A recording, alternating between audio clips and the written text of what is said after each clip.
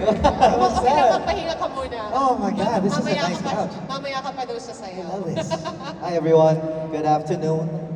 So ikaw, Sam, Yeah. what do you avoid before bed to protect your sleep Oh schedule? my gosh, I am guilty of this. I try to avoid it, but I think I try not to have too much screen time before bed. And I'm guilty of this also, Doc, because like, you know, a lot of us Gen Zs, di ba?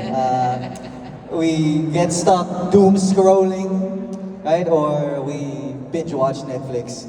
And that gets really bad for your sleep. Yeah, And I'm hindi mo guilty of na that. alam. I'm guilty of that. Hindi mo na alam anong oras na, no? Yeah, so that's what I do try to avoid. I try also, I think I'm also guilty of this. Sometimes, because our schedules are very erratic or sporadic, Yes. diba, yung work, yung hours for work. So the workouts sometimes happen at night. And I find magpe-pre-workout pa ako, diba, which gets me really pumped to work out. But if it's at Gising ka. nighttime, wala na. I'm awake for a while before Oo, I kasi get gising to ka na with the pre-workout, tapos yung adrenaline mo pa, pag Yes. nagbuhat ka or whatever, diba? Yeah, so I most times man, I would say like 8 out of 10 times I will work out during the day. Well, at So, least you try yeah. to Operative avoid. word. Yeah. Try